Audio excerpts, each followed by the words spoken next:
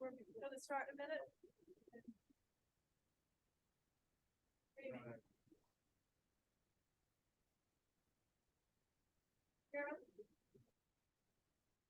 Oh, okay. Don't have a mic. I'll see it. Thanks. Hi there, Jamie. Hi, Ellen. How are you? Good. How are you? Nice. How was your ceremony with the Koreans? It was great. I have been appointed as honorary ambassador to North America of the Seoul Metropolitan Government. So this is my first official address in that capacity. What's your title now? Are we supposed to call you? I don't know. Your exalted excellency, please. Got it. Right. And shall we bow? Yes. Yeah. Everybody bows in Korea. That's it. That's true. Yeah. So we're at the end of a long and very enriching day, and we're counting on you to keep those juicy ideas flowing for us. Great. We've just had a conversation about ethics in the global commons. We heard some, both uplifting and discouraging things about the oceans, about climate change more generally, that we can never quite get the international system to do the perfect thing, but there are occasionally hybrid patched together solutions that seem to be making some incremental progress. But, the whole question of state sovereignty versus the requirements of the sustainability of the planet is obviously, one of the kind of dynamics of this conversation. Listening to Gutierrez and the opening speeches at the UN, there's clearly a sort of rising anxiety that the establishment of norms and rules and even treaties is not robust enough to deal with the challenges of the day. So I'm really delighted to have you join us because you've thought about some other commons that we haven't really talked about yet, which would include your pioneering work on hacking Darwin, the Human Genome Project, and more recently, the COVID problem and how we think about the future of pandemics and public health challenges. So some of our students have had to peel off to go to class and various things, but I'm really delighted to welcome you to our symposium and look forward to your general remarks, and you'll get some good questions before we wrap up at 3:30. So I've told the audience a bit about you. You and I crossed paths in government. Jamie was always a creative thinker who didn't quite fit into the bureaucratic boxes that were assigned to him. So love to watch your voice and your impact on important conversations keep growing. So welcome, and we look forward to your remarks. Wonderful. Thank you so much, Ellen. When you asked me to do this, the first reason why I had to do it is because I'm such a big fan of yours, Ellen. So I didn't have to read what it was. If Ellen Lapson asked me to do something, I'm in. But then I'm thrilled to be with you because, in my view, the topic of this conversation is really the most important conversation in the world. As I see it, the future of human habitation on Earth depends on whether or not we can develop a better strategy for dealing with the global commons. And as our world globalizes, our problems have also globalized and our opportunities have globalized. And unless we can build a politics to match the reality of the world in which we live, we're kind of doomed. As a matter of fact, there's this burgeoning field of trying to figure out whether there is life elsewhere in the universe other than here. And there are people like Avi Loeb at Harvard who are saying there is, but there's an entire philosophy that the reason why we don't see extraterrestrial life is that there is just a pattern of the development of life on any planet, and you get more and more sophisticated and more complicated systems. And at a certain point, you become so sophisticated, and you have to have diversity to have that type of development. But at a certain point, you become so sophisticated that you can't control the tools that you've created, and you wipe yourselves out, and then it starts over. So it could be, some people argue, there's just a self-limiting factor that applies to intelligent life. I don't think so, which is why I'm here, and I hope you don't think so, which is why you're here. The future is not written, but it's up to us to try to do what we can to optimize the benefits and minimize the harm. Ellen has given me a difficult task and a difficult time slot. I know you've done a lot already, so I'm going to try to be as interesting as I possibly can. But I see in the back of the room two big things of coffee. So if I'm not exciting enough, please help yourself to more coffee. It's all going to get thrown away at the end of the conference. So I'm here in New York, and it's UN week. And if you just are going around Midtown, which I've been doing all day, and you see all the motorcades going back and forth, and you see everybody with their SDG pins on their lapels, you could well believe that there is a functioning thing called the international community, that there are sufficient transnational systems to keep us safe, that the United Nations is the central hub in this effort that's going to prevent the kinds of catastrophes that we've seen in the past. But if you did that, of course, and you know this, you would be wrong.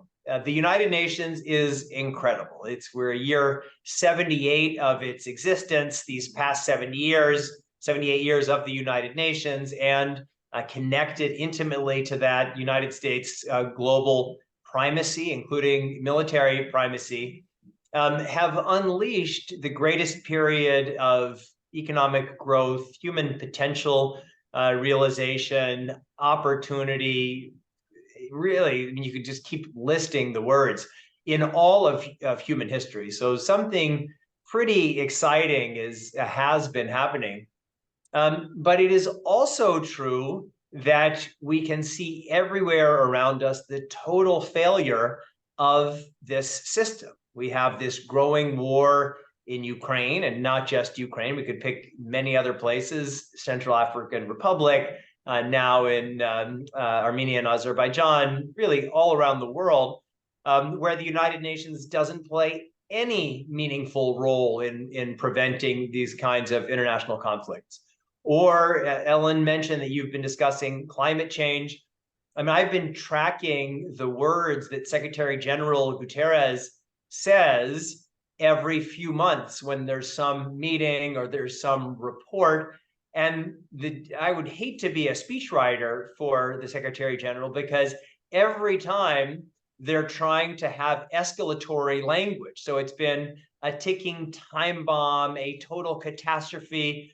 And it just, every time we're just running out of language for the UN Secretary General to say, all right, this is really serious, it must be addressed.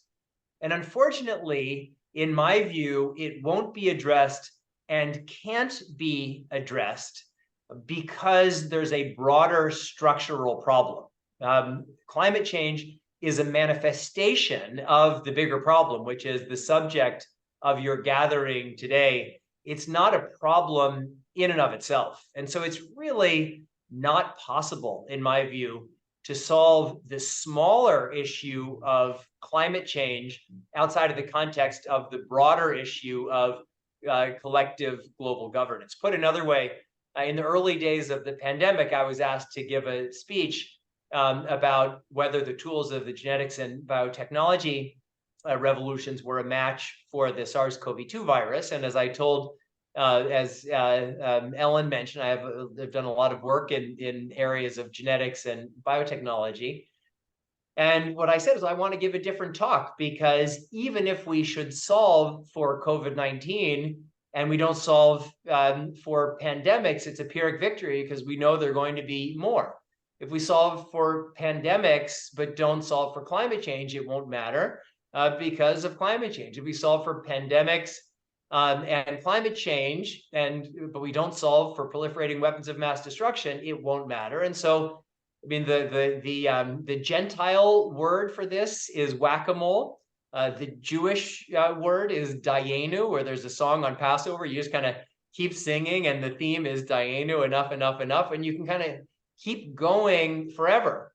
And so in my mind, the real challenge is to say, well, what is this macro problem? Which doesn't mean that we don't have to focus on its manifestations, but if we get the framework challenge wrong, there's really no way we're going to be able to address its many manifestations. So we could pick any one of these examples that I've mentioned, whether it's COVID-19 or pandemics or climate change or WMD, and you could the list, global technology governance, and autonomous killer robots. And there's an unlimited number of examples. So, but for this case, and just because I've been so deeply involved in this issue, and actually was in Washington for the day yesterday doing tons of meetings on the Hill about it, let's talk about the COVID-19 pandemic. But again, this is just one example. And the way I like to think about it is to say, well, let's look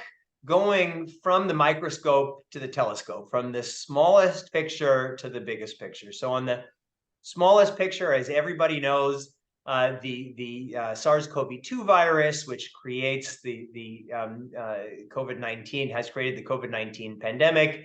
It's an RNA virus, and it has this unique ability to infect human cells, and it's kind of at a sweet spot between lethality and infectiousness. If it was entirely infectious but not at all lethal or dangerous, we wouldn't worry about it. If it was extremely dangerous but not that transmissible, we'd kind of be upset about it. But like Ebola, it would pose much less of a threat. So that's one thing, is we can start from the microscope. Let's look at this virus, and then we can zoom out a little bit. We can say, yeah, well, there was a virus, but the virus spilled over. It infected humans in a way that launched essentially, or created the conditions for the COVID-19 pandemic. And as Ellen knows, I've been deeply involved in that question. It's my very strong view, although certainly I don't have absolute certainty, but I think it's extremely likely that the COVID-19 pandemic stems from an accidental research-related incident in Wuhan.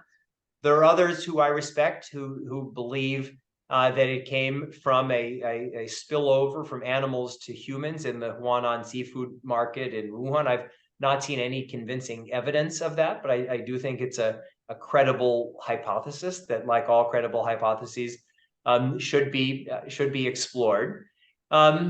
But to even think about that, for both of those hypotheses, both the two main hypotheses, research-related incident and a market spillover, are both entirely dependent on the pathologies of the Chinese state for creating the pandemic. With the research-related incident origin, it's shoddily constructed virology research center with poorly overseen research done in the shadows, with the role of a potential role of the Chinese military in this virology research. For the market spillover, it's that China, after the first SARS outbreak, it created all these laws for transparency in the cases of these kinds of spillovers. And they built these systems and nothing worked. And the reason why it didn't work, particularly in the first month, was that all of the incentives for local officials were to suppress and quiet people, not to do what would otherwise be done in a more open and transparent society. Regardless of what happened, though, regardless of where the spillover comes from, it is that Chinese repression and essentially, as I mentioned, the pathologies of the Chinese state, which included destroying samples, hiding records, imprisoning Chinese journalists, placing a gag order, preventing Chinese scientists from saying or writing anything about pandemic origins without government approval. blocking any meaningful international investigation, knowingly lying to the international community about human-to-human transmissibility and frankly, everything else. It was that political overlay, which is what allowed the stove fire of the initial spillover to become the kitchen fire, to become the world fire of the pandemic. So then let's say you start there, that you have this rogue state that is not living up to its international norms or even its international legal obligations. But then even when you start there, you look at a country like the United States, where our response, especially in those early days, was a monumental screw up. And so the fact that that our response and other countries' response was so bad, that certainly was an amplifier. This fire had already started, but it certainly helped that the United States failed so massively in our initial response. And then you could say, all right, well, we have the World Health Organization. Why wasn't the WHO more helpful? And I'm a huge fan of the WHO. I was a member of the WHO Expert Advisory Committee on Human Genome Editing. I love Dr. Tedros. But the WHO in the early days of the pandemic, like Donald Trump, was mimicking official Chinese propaganda points. And like President Trump, Dr. Tedros was trying to coax Chinese cooperation at a time when I think both of them felt that we couldn't alienate China. WHO would have wanted to have its own independent surveillance capability to monitor what was happening in China. But by its mandate, it doesn't have that ability. It's an organization created, funded, and controlled by states. So it doesn't have the capacity to pierce the veil of sovereignty. And whether that's through surveillance or through sending emergency response teams to a hotspot like it wanted to do in China, and it wasn't able to do. The budget of the WHO is smaller than that of an average size teaching hospital in the United States. And even of that small budget, it only controls about 20% of its total budget, with the rest of it earmarked by states. So then you could say, well, why don't we have a sufficiently functioning WHO if our well-being depends on having a sufficiently functioning WHO? And then that leads you to the decisions that were made in the aftermath of during the Second World War and the aftermath of the Second World War, when there was a decision about, well, how transnational were our international organizations going to be? And certainly the UN and the Bretton Woods organizations and a lot of the other institutions created at that time, in the immediate post-war years, were more transnational than most other institutions that had existed in the past, than perhaps with some exceptions of empires or the Catholic Church or other things, but at least in the modern context. And these were still very much institutions created, funded, and controlled by states who didn't want to create institutions that were able to violate state sovereignty, other than in these extreme cases where the Security Council says, well, there's a threat to international peace and security. And as we know, that really never happens. So coming back to my original point, we don't have these kinds of institutions. And then the question is, well, what's the core problem and why? And I guess the central point of my message is that the fundamental challenge we face in the world today is the mismatch between the nature of the global challenges we face, which are common and of course global in nature, and the absence of a sufficient framework for addressing that entire category of problems. That's the core thing. It's a framework, a systems problem in the world. And the question is, well, what can we do to have the kind of systems upgrade that I think certainly everybody who comes to a conference like this agrees that we need? So we have one tried and true method for sparking this kind of change, and that is world war. The two most recent of these system upgrades were 1648 after the 30 Years' War, which it felt like a world war to the people in Europe. Maybe people in elsewhere were less worried about it. And then 1945 after the two world wars.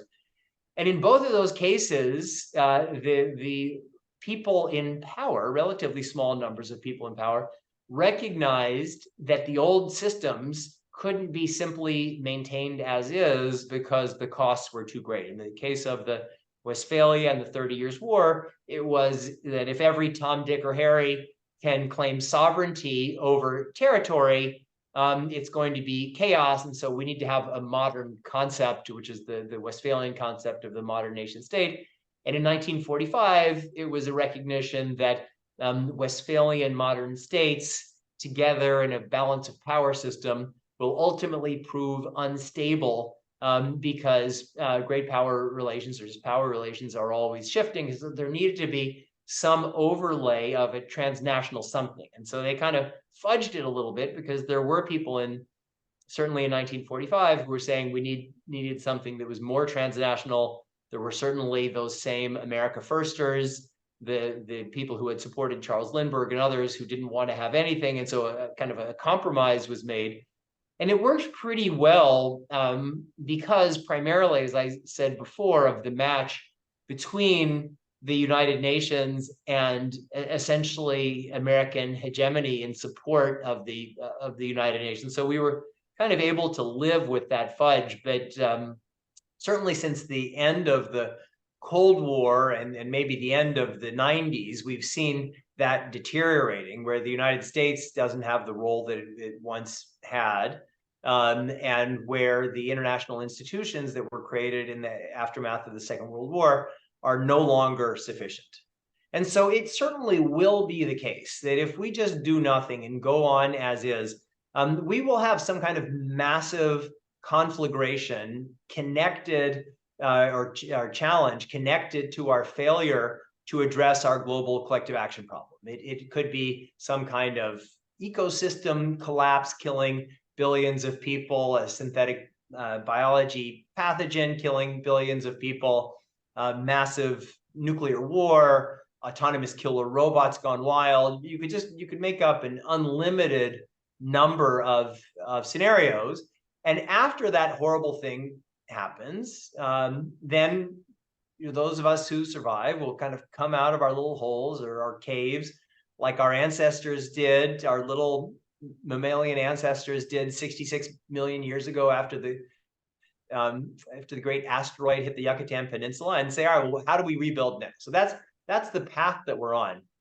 The other option, which is the better option, of course, is to say, knowing that we face this challenge, what are the things that we can do now to at least increase the odds that something good could happen, that in a spirit of hope and peace and love and whatever else, understanding, that we can start building that kind of world that everybody would like to live in. Even as we see globalization and these ideas of economic-led globalization are kind of receding rather than advancing. So I wish I could say we need to do exactly these 10 things. I wish I had that, but what I would like to do in the next few minutes is just say broadly, how can we think about that problem? And the first area is conceptualization. In 1795, Immanuel Kant had his idea of a league for peace, because he was seeing all these different countries at the time competing with each other and having all these secret agreements. And he had this idea for the League of Peace. He wasn't the only one, but he was a leading proponent of it.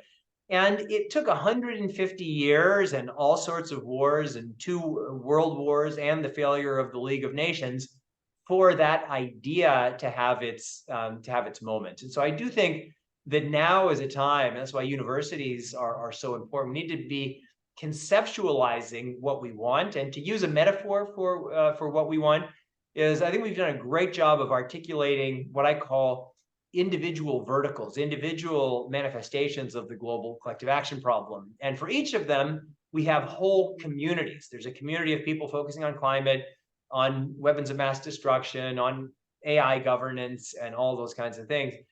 But I think, from me, in my perspective, that's kind of equivalent to creating a new flu vaccine every year, or a new COVID-19 vaccine for each variant of the SARS-CoV-2 virus, when we know there's almost an unlimited number of possible variations. And so if we just put all of our energies into these verticals, these manifestations, it's going to be whack-a-mole forever, and we'll ultimately lose. So like with flu, right now there is an effort to create a universal flu vaccine that can protect us against all flus. As a matter of fact, it's my view that the entire COVID-19 pandemic stems from very well-intentioned research that the Chinese scientists, government affiliated scientists, were doing, trying to create a pan-coronavirus vaccine that could protect us against all coronavirus. I just think that that went wrong, and that's where my personal view, that's where the pandemic comes from. And so how do you think about creating a universal flu vaccine? Well, you have to say, what is the common element of all of these flu viruses? Because the flu viruses variate from each other, but if they had 100% variation, they probably wouldn't all be flu viruses. So if we want to protect against all flu viruses, we need to say, what's the common element of flu viruses? If we want to protect against all manifestations of the global collective action problem, we need to say, what is the global collective action problem, and how is that common to all of these other individual manifestations of it? And I think, in my mind, that creates an opportunity, because if we can do that, if we can conceptualize those ideas, and then, second point, socialize them, integrate them into these all other verticals, we already have multiple, I'll call them standing armies. But as I interact with a lot of the people, like, nobody in the climate change world is saying we have a global collective action problem and climate change is one of its manifestations. And it's the same with WMD and everything else. And if you try to say, hey, no, there's a global collective action problem, then it's always the same answer. Climate change is the most important topic in the world. If we don't solve it, nothing else matters. And it's like Mad Libs. Replace anything. WMD is the most important issue in the world. If we don't solve that, nothing else matters. AI governance. You could just go on and on and on and on. So I do think that after conceptualization, socialization is really important. We need to, like Kant did, we need to highlight this issue, the global collective action problem, as a problem needing to be meaningfully addressed with all of the same infrastructures that we have, for example, for climate change. And you look at the last 30 years, going from Rio through Paris or Rio, Kyoto, Paris, there's a whole infrastructure, and we need that on what I call the challenges of complex global interdependence. But we also need to, in my view, partially hijack all of these other communities of advocacy and practice. And then third is that we need to say, on every level, how do we do this? On an individual level, how do we think about learning and learning communities, again, which is why universities are such important places. On a communal level, whether it's at our universities, our companies, our faith communities, how do we think about ideas of the responsibilities of interdependence?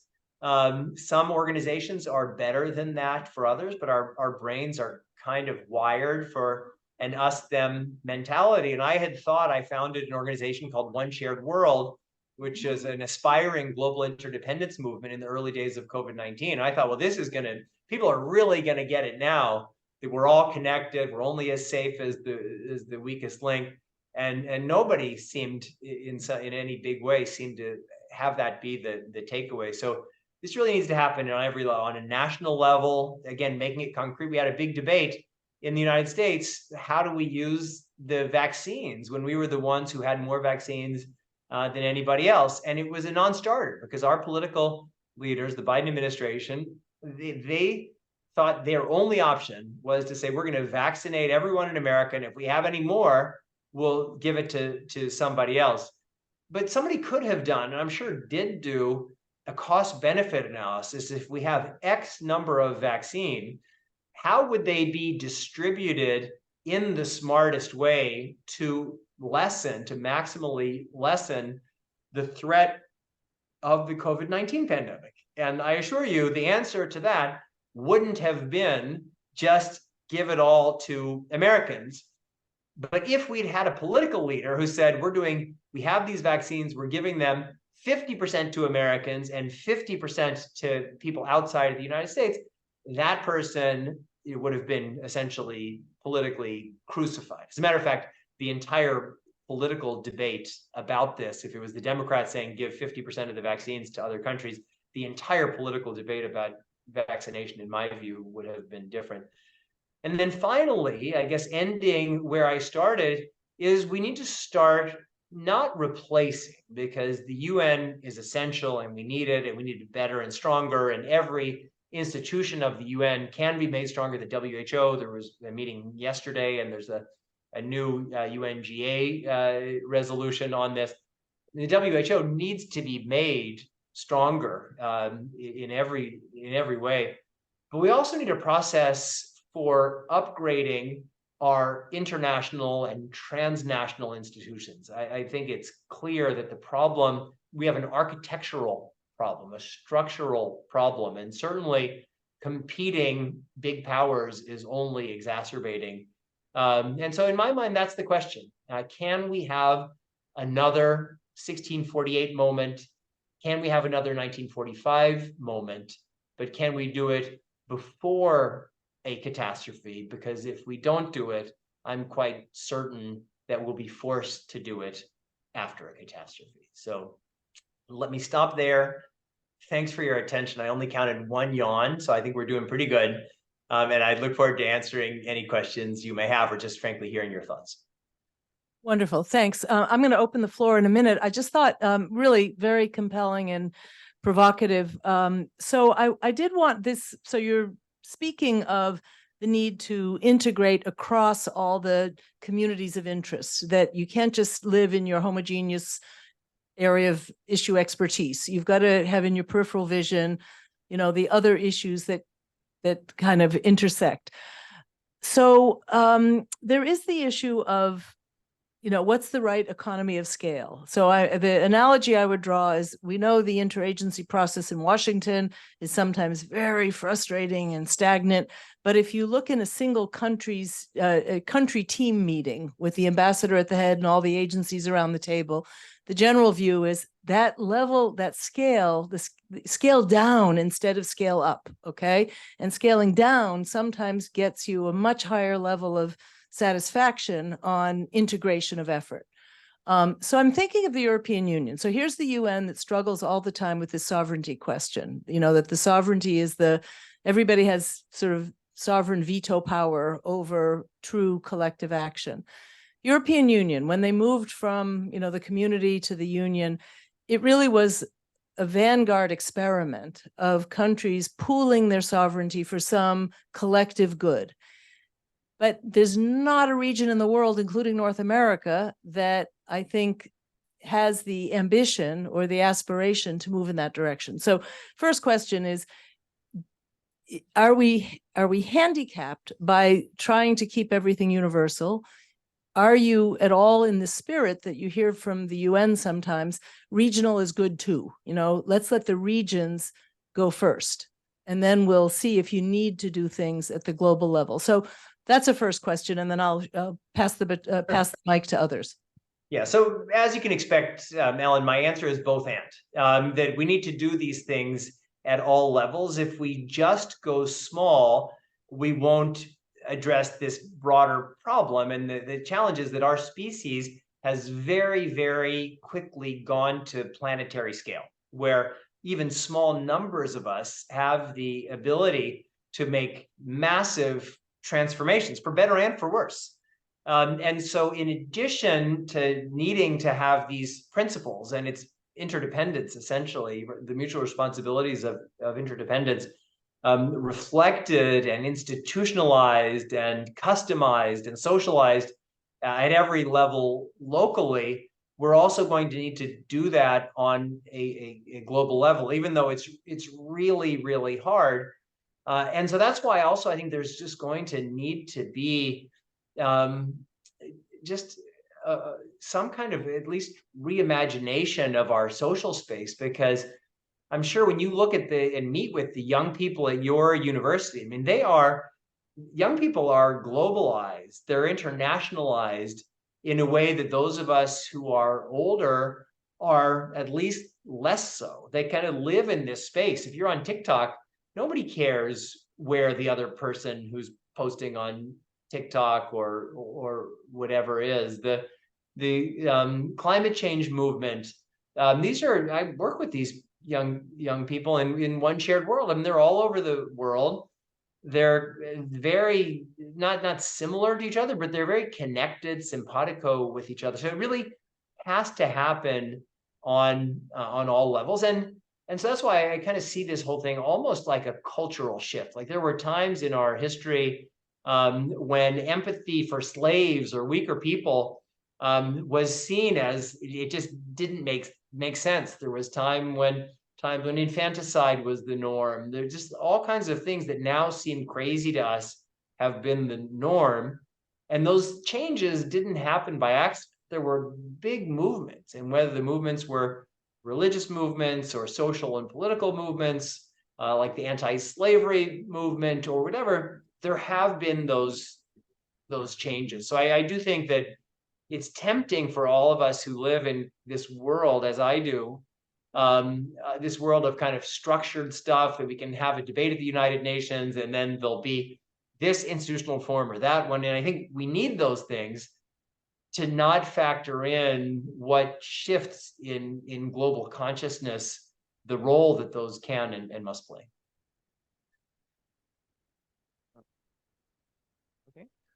Hi, really interesting talk. I think I agree with a lot of it. I feel like as someone who works on climate justice, I think I tell people that climate change is a global coordination problem all the time. But so I fundamentally agree that this is true, and I do think big structural reform is sort of one of the interventions that we need to take very seriously. I think I want to defend a little bit the muddling through, focus on the specific thing a little bit, and maybe just a devil's advocate push a little bit on that. So to take your metaphor, right? No, I think it's important that like what we're thinking about in the metaphor about the COVID virus is that we're trying to fix all the COVID viruses. We're not trying to fix all the viruses, right? And there's a reason for that, which is that while they're all viruses, that's a category that's not especially useful. Although maybe it is, I don't know. But like that most scientists don't think is especially useful for coming up with interventions. And if we spent our time, and there might be opportunity costs for pursuing that, right? So like maybe we wouldn't have HIV treatments if we were looking for a universal viral pursuit. So I think it does matter whether the commonality that we're describing is genuinely a useful commonality for the relevant intervention. Yes. And I think an example of this in terms of climate stuff would be the Montreal Protocol, which was to deal with CFCs and other ozone depleting substances. And the political economy of that problem, it's still a global coordination problem, absolutely. But the political economy of that problem was so fundamentally different that you could solve it with the Montreal Protocol, and you can't create a Montreal Protocol for climate change. And so again, if we were just thinking, oh, it's a global coordination problem, yeah, we would miss that there are times in which we can solve things with the Montreal Protocol type interventions. Yeah, so I completely agree with everything you said. And as I thought I said in my remarks, we have to focus on the individual problems, and the more solvable, the better. So we must do both. And I certainly didn't mean to suggest that we try to have a universal viral vaccine, but certainly we've recognized for years that coronaviruses were a particularly dangerous kind of viruses. So exactly as you say, identifying the scope of the problem you're trying to solve is essential, because otherwise you could just be chasing fairies for the rest of your life.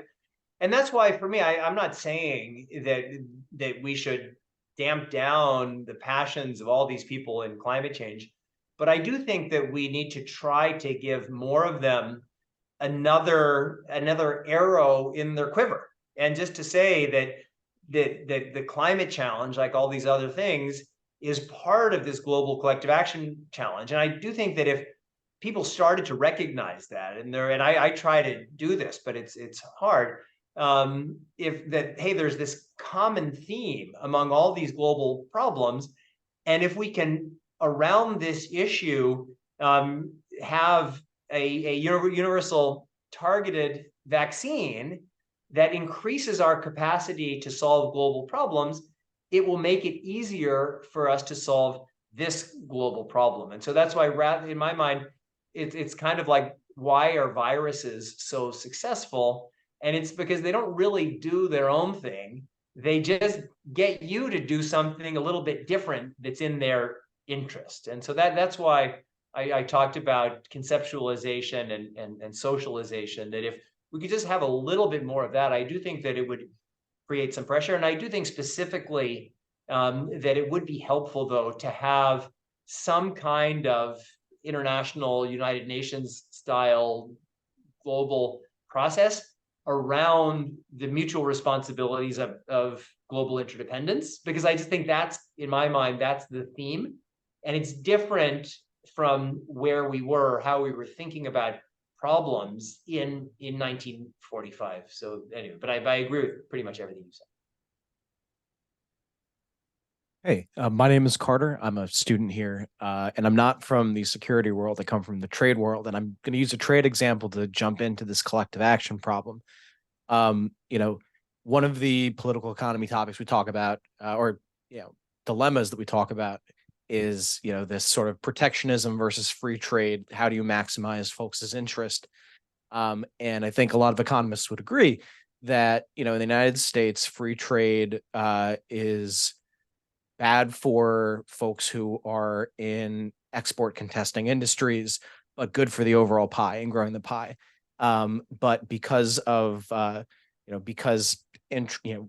minority interests have an incentive to go and fund their piece of the pie, that muddies the waters in terms of maximizing welfare, and that is in a non-global commons scenario where there is a pretty demonstrable national good from maximizing trade. Moving onward to some of these global action collective action problems, where it's maybe not necessarily so and so in New Hampshire whose shoreline is going to come up on their mountain house that's going to ruin their day. Conveying to folks the socialization element that you described is tough. And you mentioned the root of doing this at a local level. I think you mentioned faith communities and universities and whatnot. But I'm wondering, what do you see as the most efficient route towards socializing that some of these global issues are important to the individual? Does it have to be community-based? Does it have to be political? Could it possibly come bottom down from something like the UN to the average voter? Yeah, great question. I don't know if I have a satisfying answer, but I think all of those things need to happen. And you're absolutely right. For everything in the world, there are winners and losers. And most people, for example, are beneficiaries of a clean environment and healthy communities.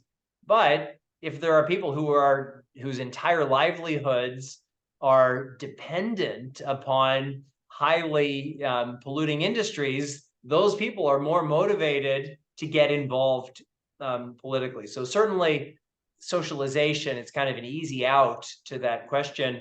We're all in this together, everybody gets it, until there's some kind of conflict between my perceived interest and some common interests. And unfortunately, in many political settings and personal settings, a lot of people tend to prioritize their individual interest over the common good. And that's a socialization issue as well. Then coming back to your point in the kind of US domestic market and the distribution of benefits and harms.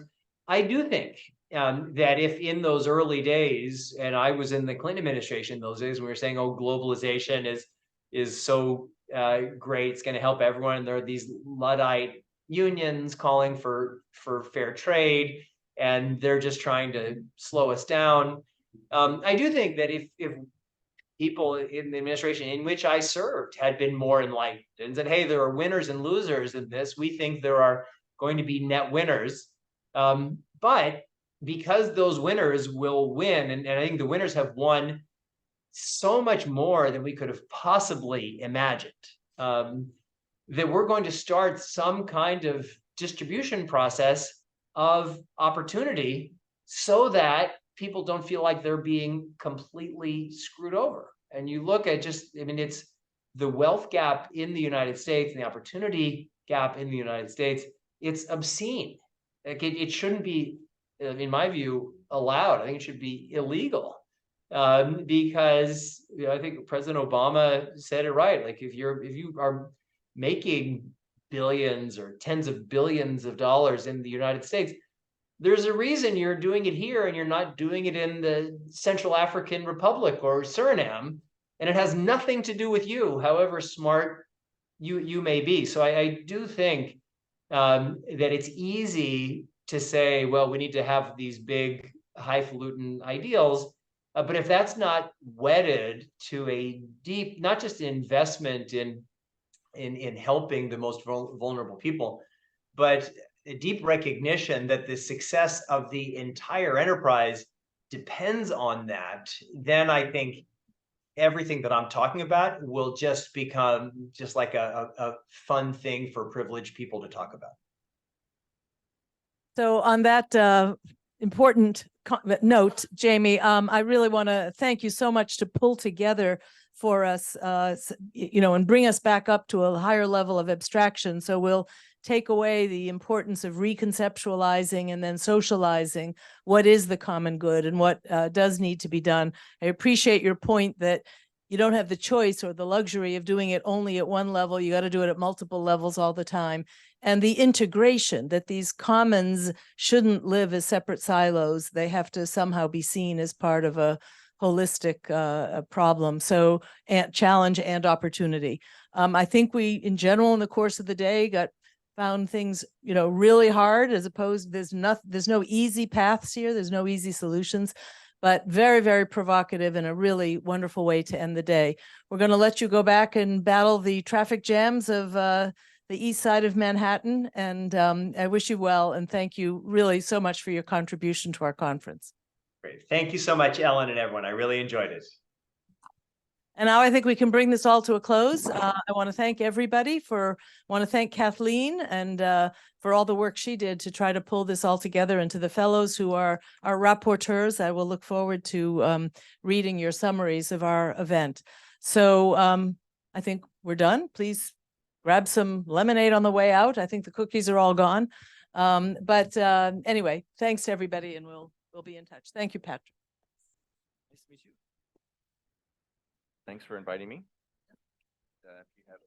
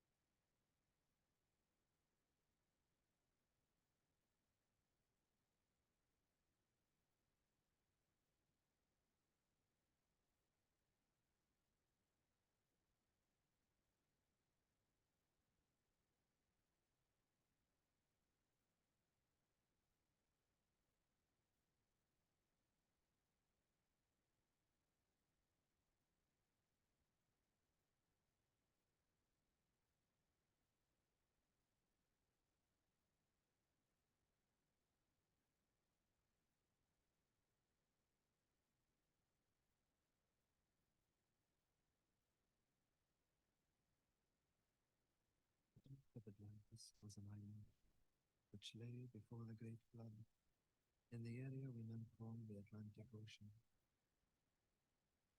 So great an area of land that from her western shores those beautiful sailors journeyed to the south and the North Americas with ease in their ships with painted sails. To the east, Africa was her neighbor, across a short strait of sea miles. The great Egyptian age is but a remnant of the Atlantean culture. The antediluvian kings colonized the world.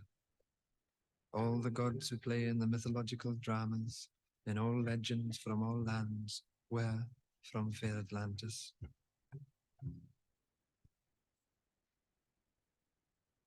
Knowing her fate, Atlantis sent out ships to all corners of the earth. On board were the 12. The poet, the physician, the farmer, the scientist, the magician, and the other so-called gods of our legends, though gods they were. And as the elders of our time choose to remain blind, let us rejoice and let us sing and dance and ring in the new. Hail Atlantis!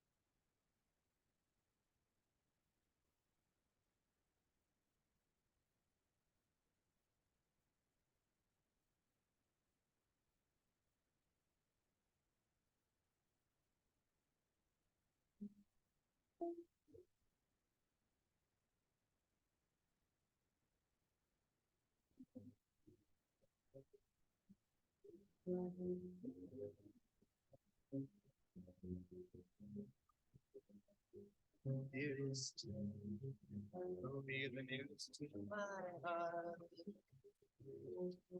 Please don't ever, yeah, ever say we'll part. You scoffed, and you were so bold. Yes, together.